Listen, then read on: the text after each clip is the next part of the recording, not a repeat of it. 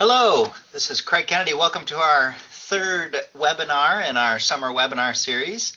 Again, I'm Craig Kennedy with the Association of Clinicians for the Underserved. Very excited to have you guys here and join us with Melissa Ryan of the Bureau of Health Workforce on this shortage designation overview webinar.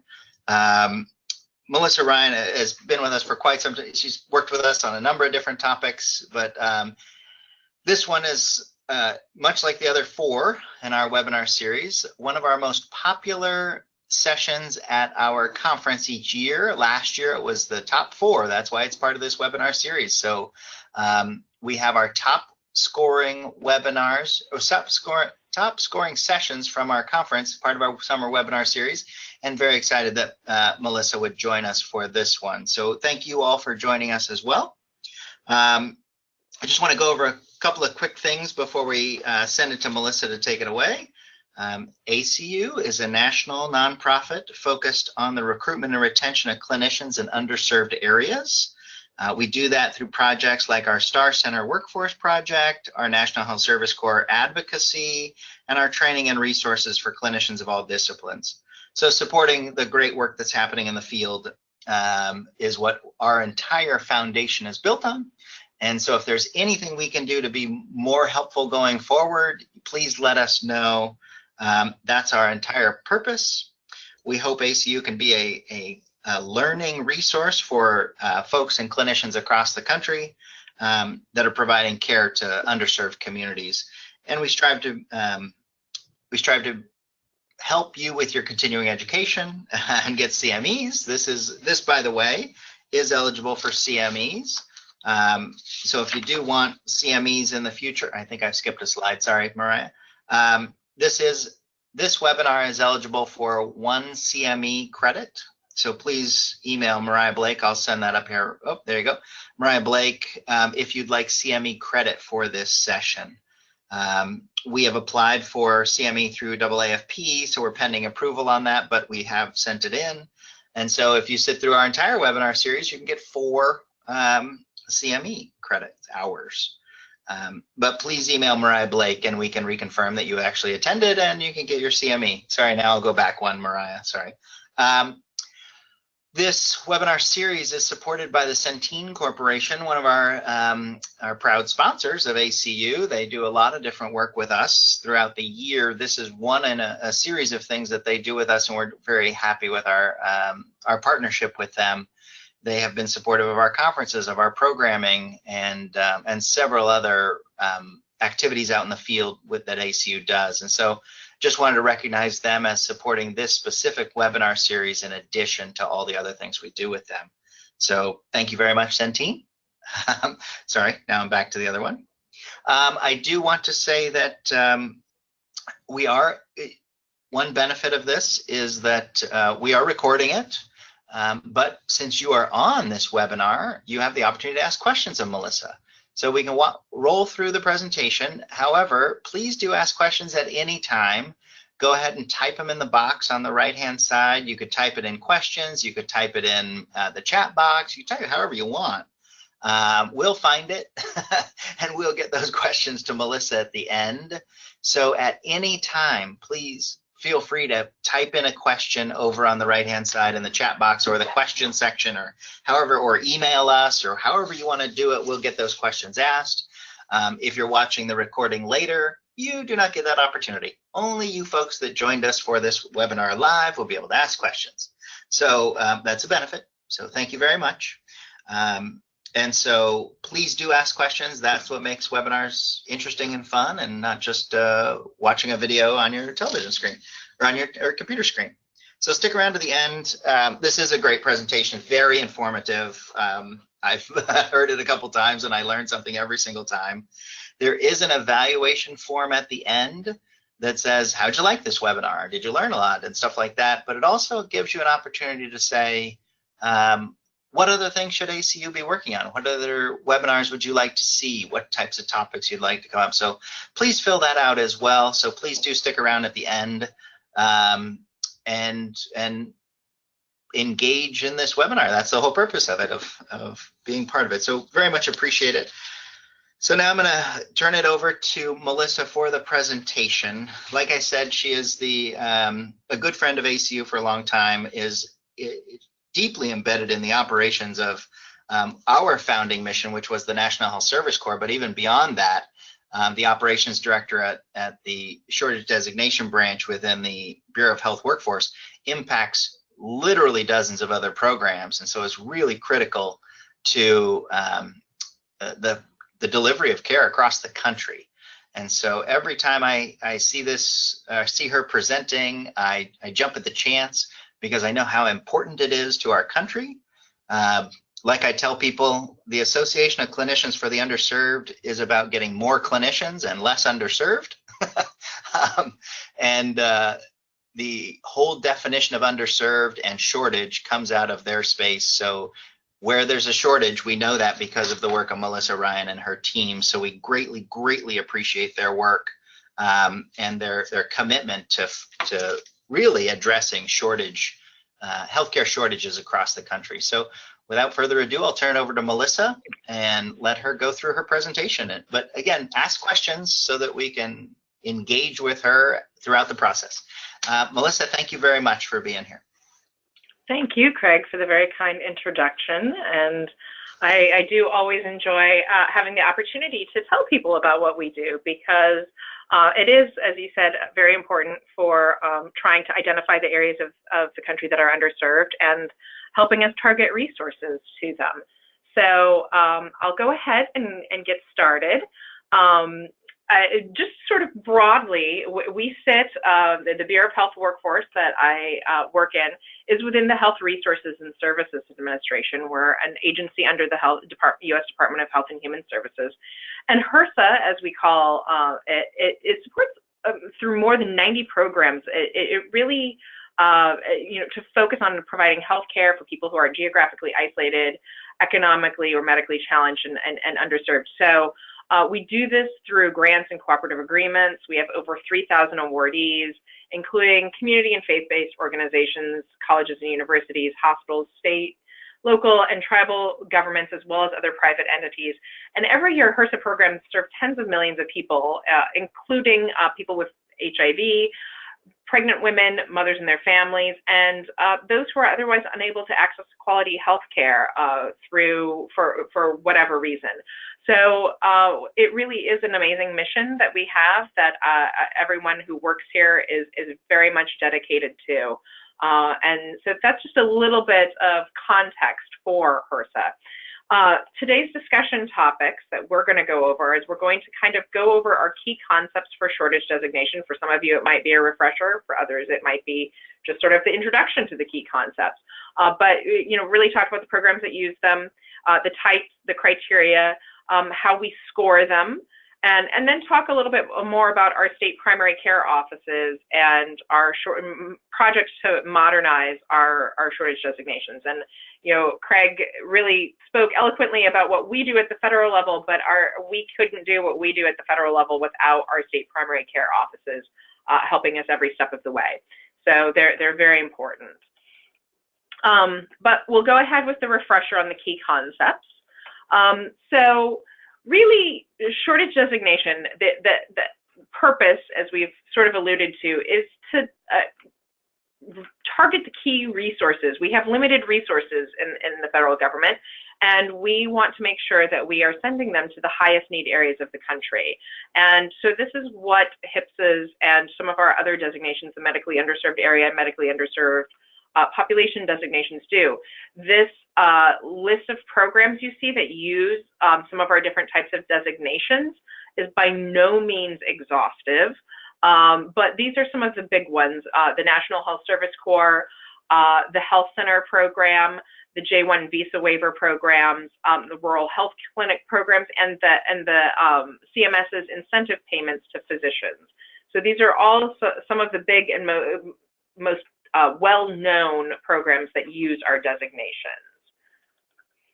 But today we're going to talk rather specifically about HRSAs, and really in sort of its most basic form, a HRSA can be thought of as a shortage of primary care, dental, or mental health providers in either a geographic area a population group or a facility.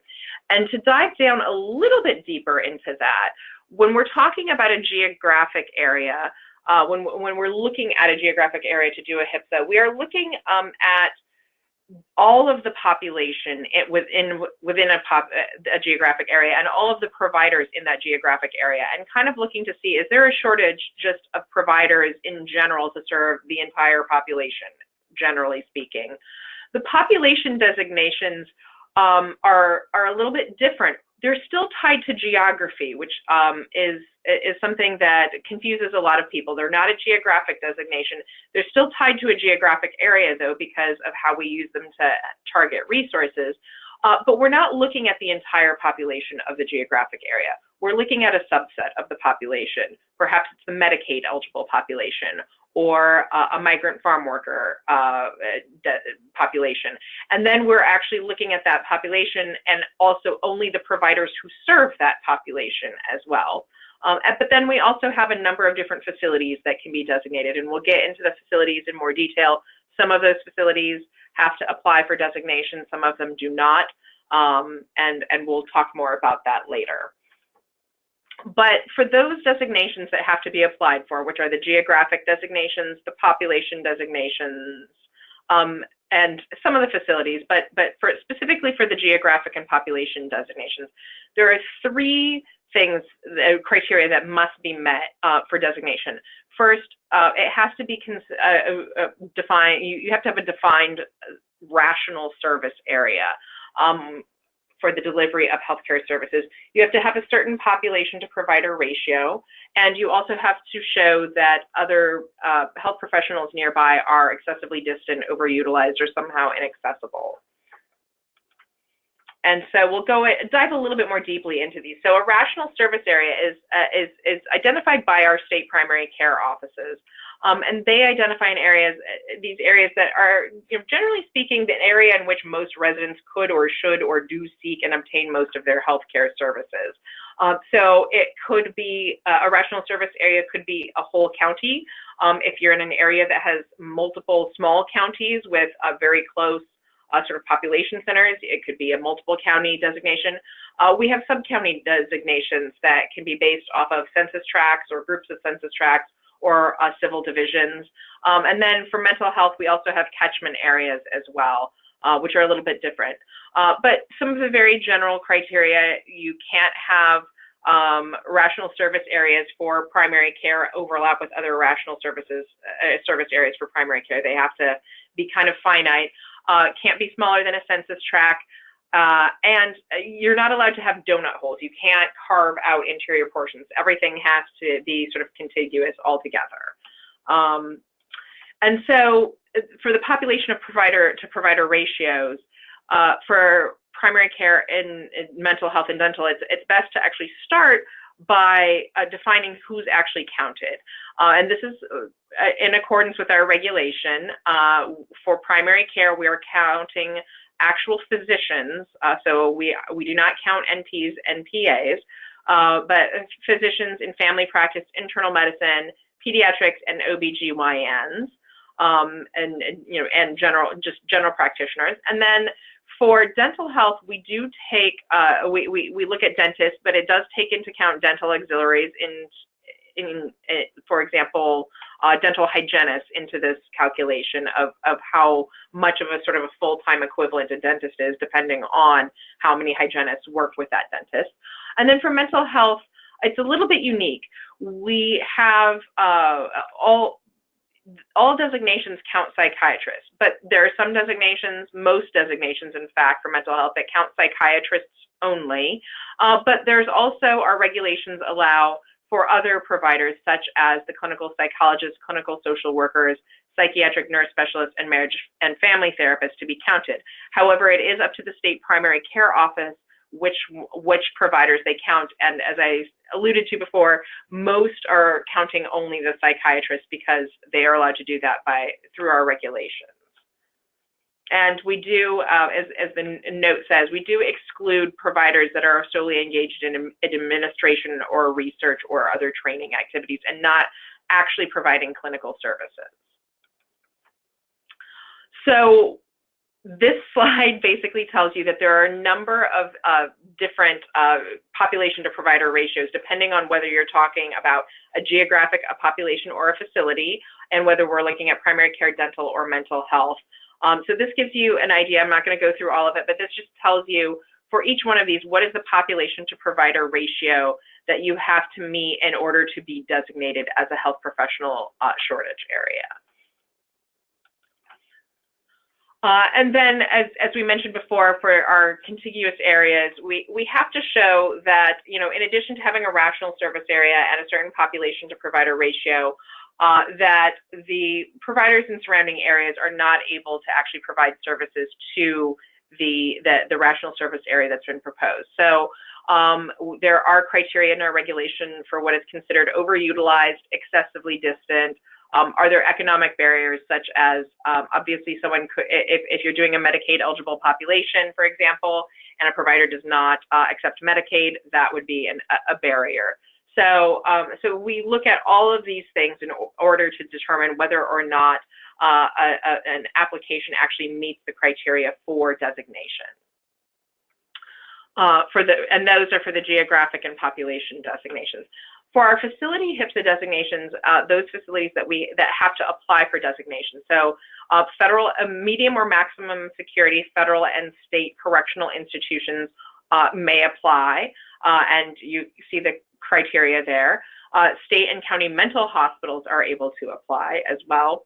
And we also have other sort of what we call our other facilities, or OHFACs, which are public or nonprofit medical facilities that are able to demonstrate that they serve the population of a HRSA. So, for example, this might not be a facility that's physically located within the rational service area or that defines an actual HRSA designation, but perhaps they are 1 block away from an area that's designated, and they can demonstrate that over 50% of their population that they serve actually comes from that HRSA and is part of the population designated in that HRSA. Then they can also apply for their own facility designation. But then we also have a number of facilities that do not have to apply for HRSA designation and are automatically designated as a HRSA merely by virtue of the type of facility they are, because our statutes or regulations actually say that they should be. And these include health centers that are funded under Section 330 of the Public Health Service Act, the FQHC lookalikes, tribally run clinics, urban Indian organizations are dual funded tribal health centers, federally run Indian Health Service sites, as well as rural health clinics that meet our National Health Service Corps site requirements, which require them to provide primary care to people regardless of their ability to pay. So that means that they have to accept Medicare, Medicaid, CHIP, and they also must provide services on a sliding fee scale.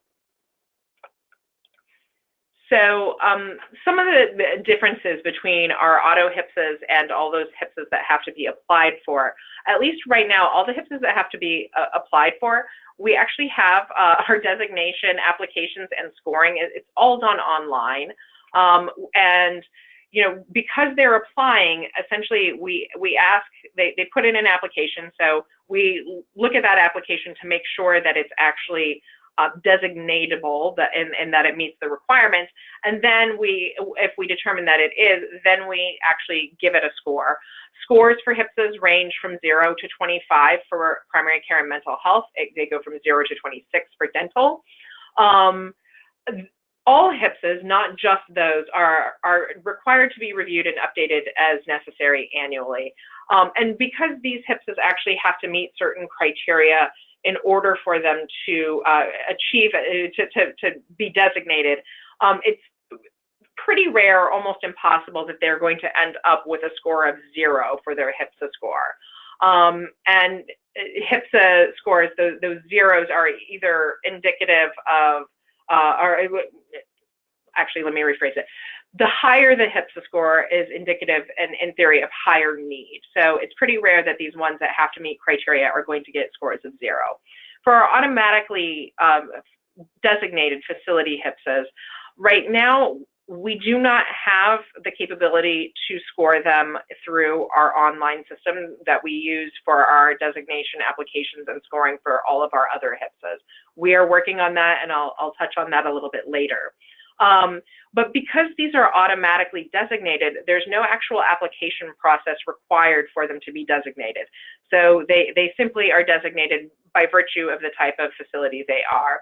We do use the same scoring criteria for all of the HRSAs that have to apply to be HRSAs and those facilities that are automatically designated. The same scoring ranges of 0 to 25 or 0 to 26 are used. But because of sort of the sheer magnitude of the manual process to score these, we have not required the regular review and update of these HRSAs. And at the present time, they're only done at the request of a facility who actually has one of these. And for that reason, there's also a score of 0 is much more frequent. So what it can mean is that either there's a low shortage with regard to that facility, because again, remember, these are facilities that are designated by statute or regulation automatically. They don't have to actually demonstrate that they meet any other criteria. And then it also can mean that there was no data available to us when we started the scoring process, because again, there's no application process, so there isn't data coming into us to be provided to us in doing that scoring. And we have a team of 13 analysts who really work amazingly hard to do these, and really do a yeoman's job of doing these manual calculations of scores for our auto HRSA facilities. And so the actual scoring criteria for a HRSA, as I said, they go from 0 to 25 or 0 to 26 in the case of dental. But there are 3 criteria that are across the board used for the primary care, the dental, or the mental health that we sort of look at. So one is that population to provider ratio. What is it, and how does your area perform on it? What is the percentage of the population at or below the 100% of the federal poverty level? And then the third one that is common across all 3 types of designations is the travel time to what we call the nearest source of care. And this is just a way of sort of identifying how many providers are there around this area, and how, to what extent, to what extremes does someone who is in this HRSA have to go if they cannot get services in this HRSA? How far do they have to go in order to find someone who can serve them? And so those are the 3 that are used across the board. For primary care, you see we have what we call an infant health index, which is based either on infant or low birth weight. And we use whichever one actually we have the data for that will give the higher score to the HRSA. For dental health, we look at water fluoridation. For mental health, we look at our ratio of adults 65 and older to adults 18 to 64. We look at our ratio of children under 18 to adults 18 to 64. And then we also look at alcohol and substance misuse prevalence as well. And this actually gives you an idea of how the points break out. As you can see, for all of them, the population to provider ratio is in fact where the highest number of points is awarded. But you can also see, for example, in primary care and dental health, there's sort of a double weighting going on. That population to provider ratio is double weighted up to 10 points for both of them. And then for dental health, the percentage of the population below the federal poverty level or at or below the poverty level is also double weighted. And as you can see, we actually don't have anything that's double weighted for mental health. And so how do we actually use HRSA scores? So primarily, the actual scores are used by the National Health Service Corps and the Nurse Corps programs. I neglected to mention at the beginning that HRSAs themselves are actually part of the National Health Service Corps statute. That's where the authority to do HRSAs, to create HRSAs and designate them comes from. And so HRSAs were originally designed for the National Health Service Corps. And so we use them in a National Health Service Corps in several different ways. We use them for priorities and awards. For our National Health Service Corps loan repayment program, once we have funded all the people who we fund through continuations and who have successfully completed scholarship obligations, or individuals who are from disadvantaged backgrounds, all of the eligible applications are ranked in descending order of the site of the HRSA, or of the HRSA score of the site where the participant or the applicant is actually proposing to serve. So essentially what happens is we go in descending order of HRSA score and fund all of our eligible applicants in descending order of HRSA score until our funding runs out, because we don't have enough to fund, unfortunately, all of the eligible applications that come to us. But that is how we target our resources to the highest need areas of the country, which we are statutorily required to do. And the second way we use them is actually through award levels. HRSAs, or sites with individuals who serve at sites with HRSAs of 14 or above, are actually eligible for a larger lump sum for the loan repayment program than individuals who serve at sites with HRSAs of 13 and below. That is how we do our new LRPs, but many of you may already be aware that because of the way we do the priority and the awards and the way we do that ranking, over the last several years, we have actually expended all of our funding for the National Health Service Corps loan repayment program, the new awards, before we funded down even through the 16 level. So right now, we're not using it as much for the award levels because we're not able to fund down to that level. But if we do get into a situation where we have that funding, they would get different award amounts. And the third way we use it is also for our scholar placements. Every year, we have a group of National Health Service Corps scholars, people we have supported through their education and through their training, their residencies, and postgraduate training. And they're ready to start their service obligations, to actually start serving in our highest need areas. And again, we're statutorily required to send them to the highest need areas. There's also a calculation that we have to do that is in our statute that basically says we have to provide them with between 1 and 2 job opportunities for each scholar. And so we actually have to do a little bit of math every year. We have a job center, a workforce connector, where a number of our different approved sites for National Health Service Corps advertise jobs. And we look at the number of jobs that they have posted, and we look at the number of scholars that we have ready to come into service each year.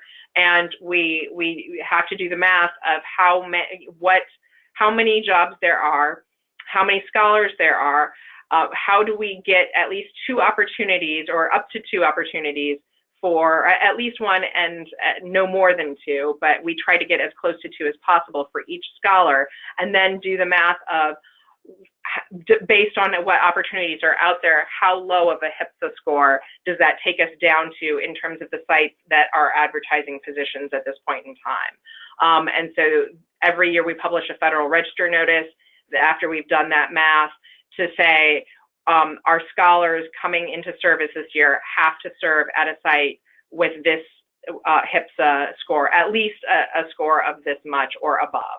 And the National Health Service Corps also, even though the HRSAs were started for the National Health Service Corps, the Nurse Corps program has started using them as well. For funding preference, they're actually required through their statute to provide their funding based on a debt to salary ratio, and that's how they prioritize their funding. But they do that also, they look at all of those applicants who are at HRSAs of 14 or above, are in their sort of first tier for funding preference. And then they look at the debt to salary ratio within that group first. And then they also use the HRSA scores for scholar placement as well. So with that, I'm going to move on and talk a little bit more about our primary care offices and the modernization project that we're doing for shortage designation. Our PCOs, our state primary care offices, they're under a cooperative agreement with HERSA, and their primary role is to conduct needs assessment in their state. So that's looking at both the healthcare landscape and needs of their population, but also assessing their health provider data for all of the providers in their state, and particularly those that are counted in shortage designation. And then they work with organizations and communities who want to have designations, and so they provide them technical assistance, and they submit those applications for those that have to be that have to go through an application process to HERSA for review. So HERSA's not out there actually deciding which parts of the country are designated as what type of HIPSA. That's actually done at the state level. The state submits it to us, and we here at HERSA are really just looking to determine, is what the state has submitted to us, does it meet the requirements? Can we designate it? And if so, we are designating it. And then the state primary care offices are engaging in a number of different recruitment and retention activities across the board. So a little bit more about our shortage designation modernization project.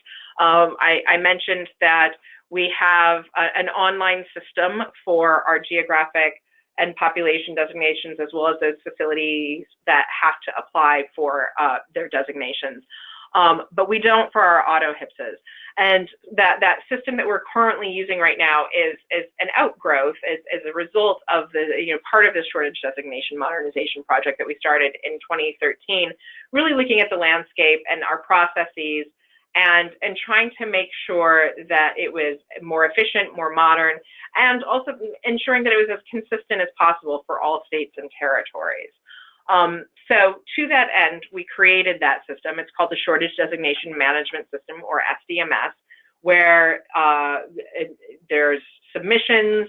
We receive the applications through it. We process them. We communicate if there are questions.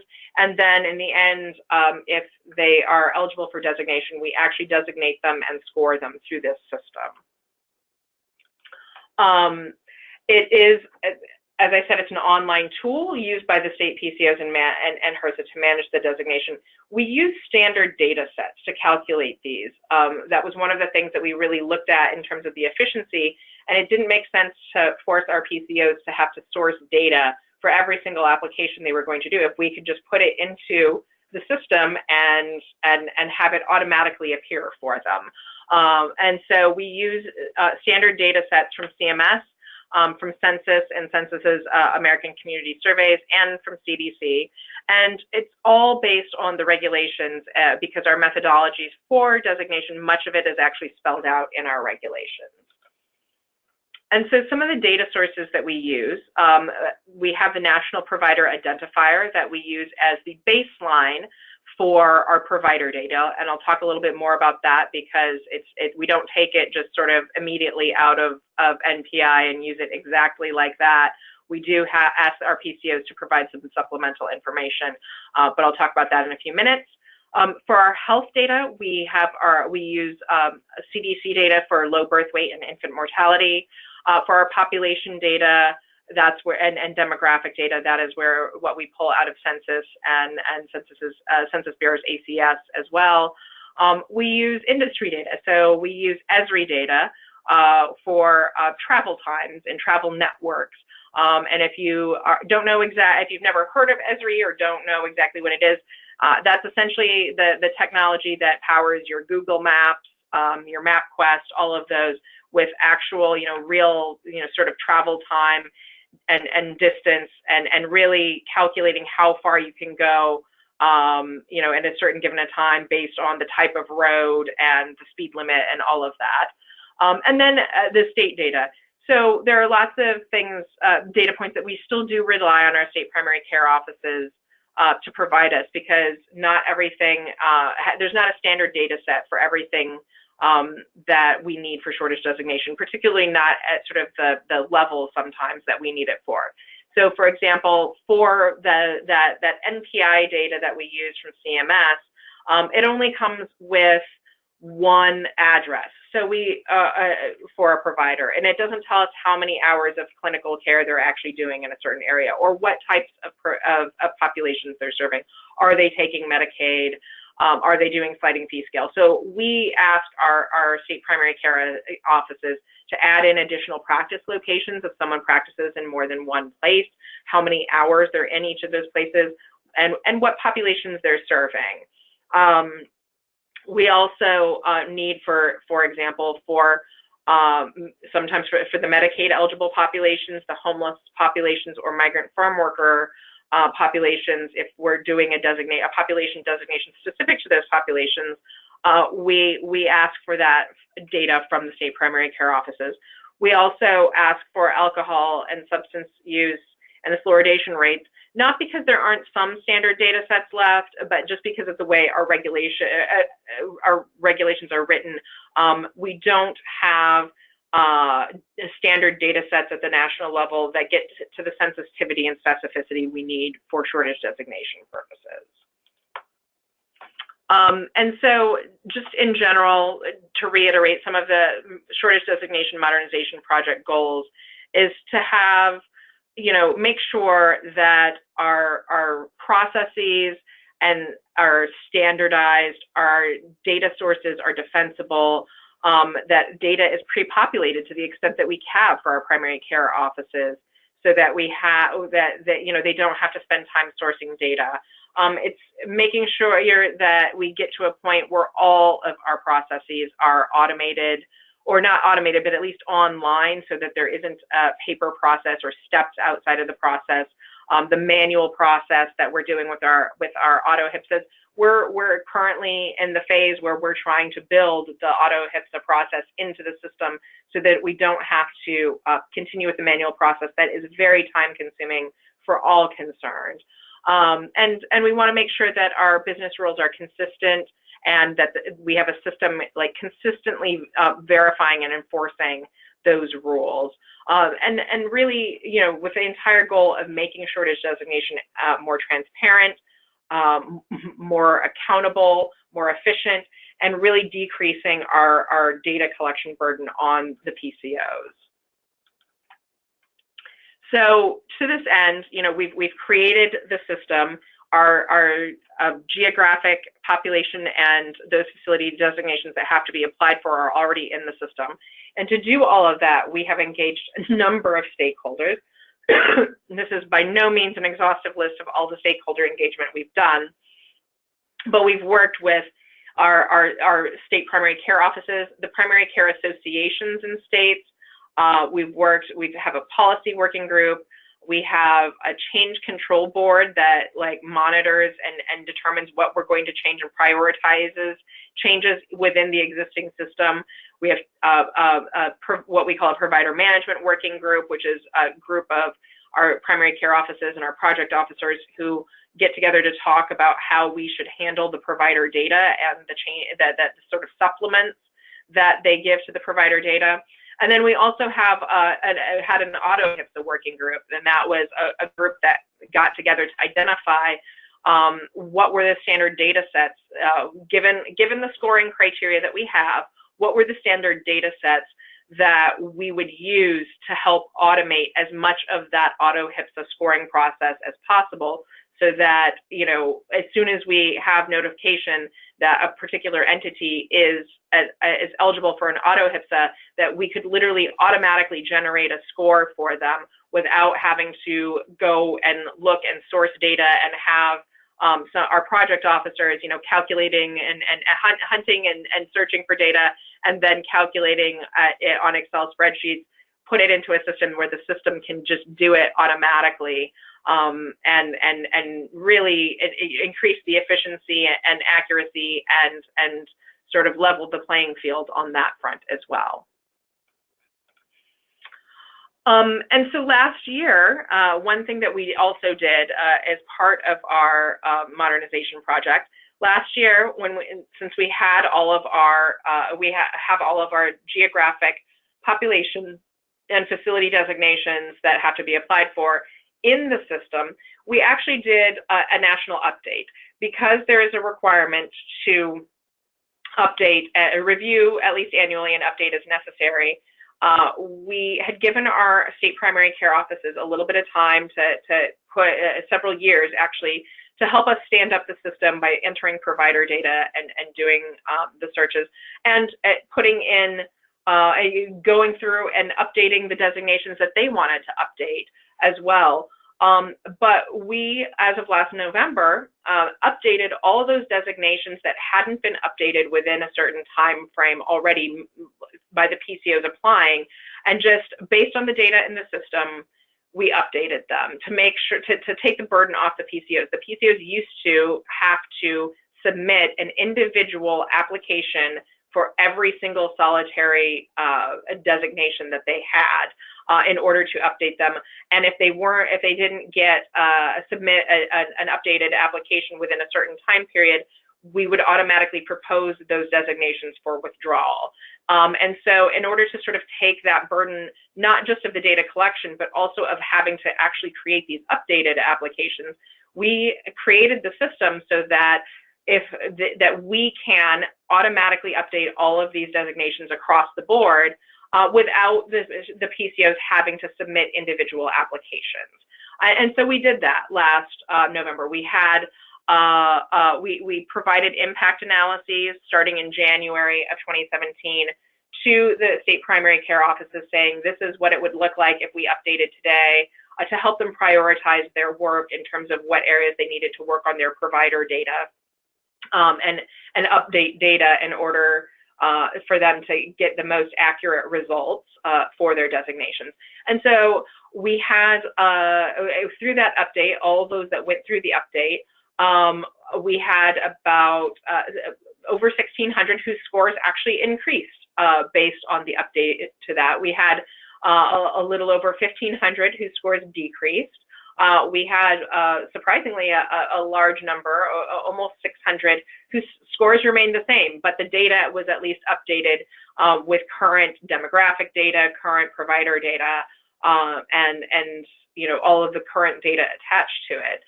We did have almost, not quite 400 that were proposed for withdrawal because they no longer met the criteria for designation. And primarily in this case, it was that population to provider ratio. 156 of those were designations that had been eligible for the CMS bonus payments. But the thing about that is that those that were proposed for withdrawal as a result of this actually haven't actually been officially withdrawn yet, because we publish a Federal Register notice every July. It's statutorily required of us, that lists all the designations that are, or all the HRSAs that are designated. Anything that is not on that list is then officially de-designated with the publication of that Federal Register notice. So it is coming up here shortly, since July 1st is soon. So those 371 that were proposed for withdrawal will be officially withdrawn then. And then they don't actually start, those that were part of the eligibility for the CMS bonus payment will not actually lose that bonus payment until next year, until January 1st of February, or January 1st of 2019. And so there is time yet if there is data to show that those designations could be designated again, that the primary care offices could resubmit them and there wouldn't be a loss of service there. One thing to note though is that because of the fact that we have so many auto HRSAs, our auto HRSAs are over 50% of our HRSAs. More than 75% of our HRSAs were not actually updated through this update. Most of them are, in fact, those auto HRSAs, as I said, that we're working on for the second phase of our project that's scheduled. We hope that we'll be able to get the auto HRSAs into the system and updated. We're looking at sort of April, May, maybe June timeframe of next year. And then some of these HRSAs, some of the 75% that weren't auto HRSAs, that weren't updated, were HRSAs where the state primary care offices actually submitted applications, excuse me, submitted applications to update them prior to the update that we did. Pardon me for a moment.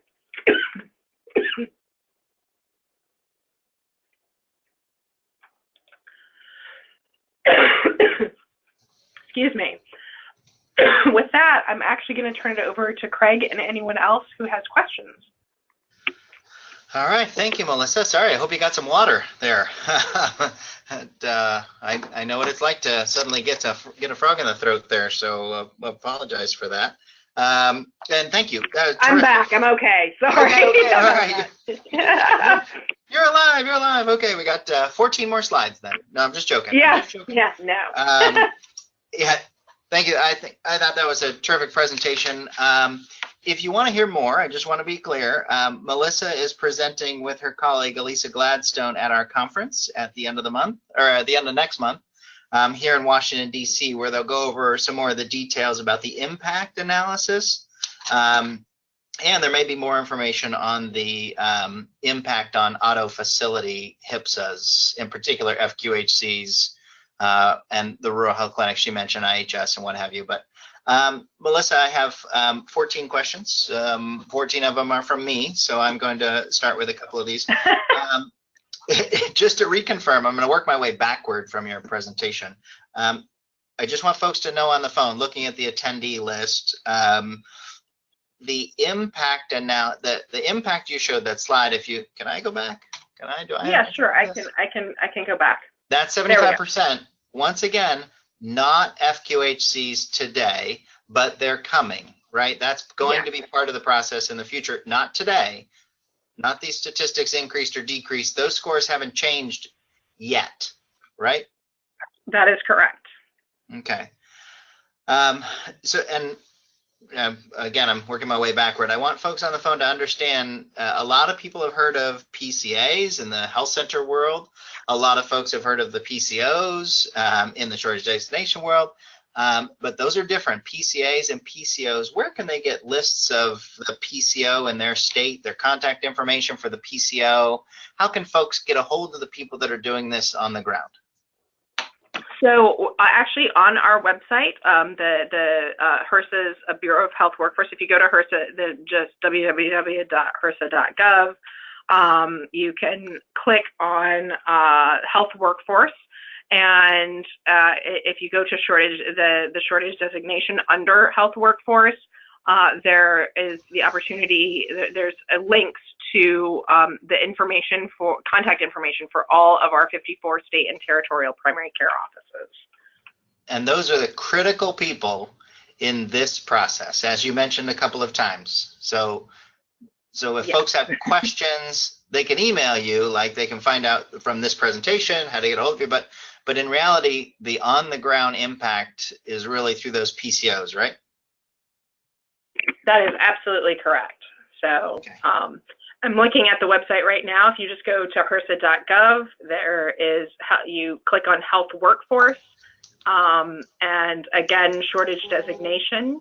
And when you go to shortage designation, there is any of the areas within shortage designation. If you click on any of the sort of subtopics under it, there is a bar on the right-hand side that has additional contacts, and one of them is state primary care offices, and we have that for all of the state and territorial primary care offices listed on that site. Great. ACU, we overlay both of them. We have members we have PCA members, we have PCO members, so we're familiar with the difference, but every time I'm in a conversation, I end up describing either a PCA or a PCO, depending on the audience that I'm talking to. Speaking of definitions, this was obviously on the HRSAs, the health professional shortage areas, not impacted MUAs, medical underserved, different whole process. How do you categorize, define MUA versus HRSA in your guys's discussions? Well, they are two different types of designation, and they are designed for two different things. So, as I alluded to before, the HRSA designation, the Health Professional Shortage Area designation, is part. The authority to do it comes out of the National Health Service Corps statute, and the National Health Service Corps, as you know, is designed to actually incentivize individual providers to go and serve in underserved areas of the country. The MUA and MUP designations are part of the health center program statute. And so they're designed more to identify areas that might have a need for a health center. So they're used by, they come from different programs, they're used by different programs. The criteria for a MUA or an MUP are different. They do look at populations and providers, but the MUA and MUP criteria look at other things, whereas the population to provider ratio is sort of the primary one for the HRSA. But they actually take, while we look at poverty and scoring for HRSAs, the poverty isn't in and of itself a criteria for designation, whereas the MUA and MUP does look at poverty as one of the factors in determining whether or not something can be designated, and also looks at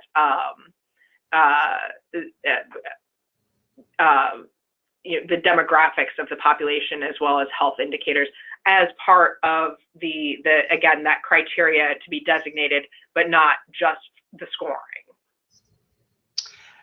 Yes, and so you'll hear some of these same terms thrown around in the MUA discussion, but it is not the same process or the same impact, because one is focused in the health center law, one is in the National Health Service Corps law. So I just want folks to understand that what Melissa went over today is really the HRSA side of it. Yeah. You may have conversations with people that are MUA specific and a totally different thing, but similar space, right? So don't be confused. Yeah. Similar space, and the MUA and MUP designations are processed through the shortage designation management system as well. However, we haven't, we at least at this point have not embarked on the same project to modernize and do the updates, because the HRSAs are statutorily required to have those updates. At this point in time, the MUAs and MUPs are not statutorily required to have those updates, and so that is why the updating focus is on the HRSA side at the moment. And for those old timers on the line, I get to put myself in the old timer category now. There was a push several years ago to change the actual underlying criteria of the MUA space, where they were talking about different criteria. What Melissa's talking about, the shortage designation management system, doesn't change any of the criteria, correct? That is absolutely correct. And for HRSAs, MUAs, and so none of the criteria have changed.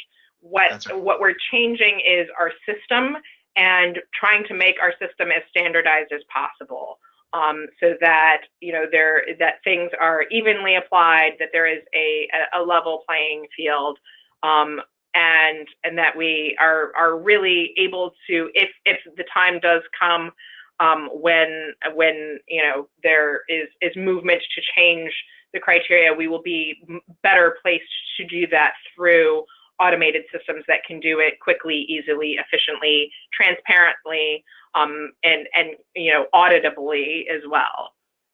Yeah. So yeah, they had a whole negotiation. They had the Affordable Care Act, had a whole restructuring of it. That didn't happen, by the way.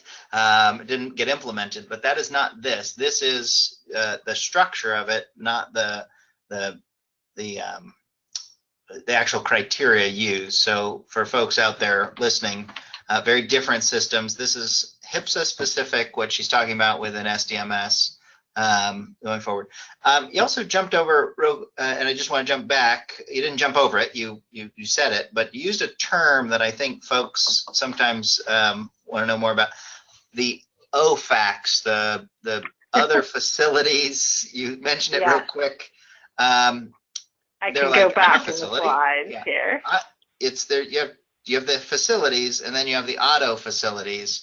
Can you just talk a little bit more about when you use the term OHFAC, which is that, and then obviously the auto HRSA is on the next slide. Can you just make sure people understand what space they fit in that so discussion. An OHFACK is not an automatically designated HRSA facility. An OHFACK has to apply for designation. It is a facility that is public or nonprofit, and it has to demonstrate that it serves a HRSA, a population of a HRSA. So as I had said, that those OHFACKs are, it could be a health clinic that's a block or two away from the boundaries of a geographic HRSA or a population HRSA. And if they can demonstrate, even though they're not, normally you have to be physically located within the boundaries of the HRSA in order to qualify for national health, to have a national health service corps provider there, among other things that you have to demonstrate. But if a facility is not physically within the boundaries of a geographic or population HRSA and doesn't have its own automatic facility designation, it's not eligible. It has not been eligible. But this was a way kind of around that for those that, okay, we're not physically located within the boundaries of the HRSA, but we're 2 blocks away, and that's a geographic HRSA. And so we can serve, and we, over 50% of our patient population comes from that geographic HRSA. So we can, those facilities can actually qualify for a facility designation that they serve that HRSA. And so all of these OHFACK HRSAs, they are tied to the HRSAs that they say that they serve. So they don't get their own independent score. They take on the score of the HRSA that they demonstrate that they serve. So I think it's just important to know what slice you fit into based on what kind of facility, what kind of geography, what kind of population, what kind of HRSA you're looking at. I have time for one more question real quick, Melissa, if you can. You had mentioned, now I'm flipping back to the beginning, back to the end again.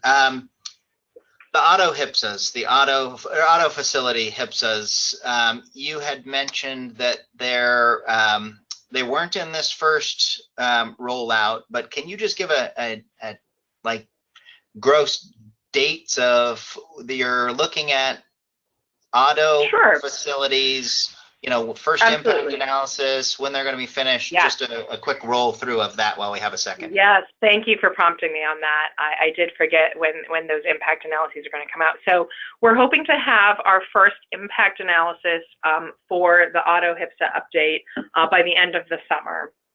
And we do intend to share those results with those facilities that are going to be affected by those updates. So the idea is, again, like we did with the update that occurred last November, we started and we provided 8 impact analyses from January of 2017 up through October, and then the actual update occurred at the end of October, beginning of November. And so we're looking to do something similar. I don't know that we'll be doing exactly 8 or the exact number, but we are looking to start with our initial impact analysis and have those available by the end of the summer for the auto HRSA facilities, and then provide multiple impact analyses to facilities so that they can see over time how their scores may or may not change. And if they feel that there is inaccurate data or data that they're concerned about, they can contact their state primary care offices to work with them on provider data or anything else in order to assist and make sure that the data that's in the system is going to be as accurate as possible for when we actually do the update, which again, we're targeting towards either late spring or early summer of next year. So we're hoping for April, but sometimes those things get pushed back for reasons beyond our control. But we're targeting April of next year. No, Melissa, this is recorded, and so it's guaranteed. Melissa Ryan, guaranteed April of next year. That's what I heard. Written in stone. Well, hey, I want to thank you. We're out of time now. I want to thank Melissa for taking the time to run through this. This is, like I said in the beginning, and now you know, this is an incredibly important topic for everybody, not just the folks that ACU was founded by, which was National Health Service Corps, but for all areas and geographies and facilities across the country that rely on this designation. So very much appreciate your time. If you'd like to find out more about HRSAs and the auto facility impact and things like that, about what Melissa's talking about, she will be at our conference, as I said, later on this summer. So feel free to go to our website, clinicians.org, and register for our conference. And if you have any questions, any follow-up, please feel free to email Mariah Blake or I about any of those. The entire PowerPoint presentation is available on the right-hand side in the handout section of this, but we will also be posting this on our website as well. And I also want to let folks know that this is the third webinar. The fourth webinar is next Wednesday with Dr. Frederick Anderson on integrating social determinants of health to inform collaborative care. He's going to be using the model he used at Florida International University. And also one of our top presenters from our conference. Again, thank you, Melissa, very much for the presentation today. Thank you, everybody, and please take some time and fill out the evaluation here at the end, and we'll talk to you next week. Thank you very much. Thank you, Craig.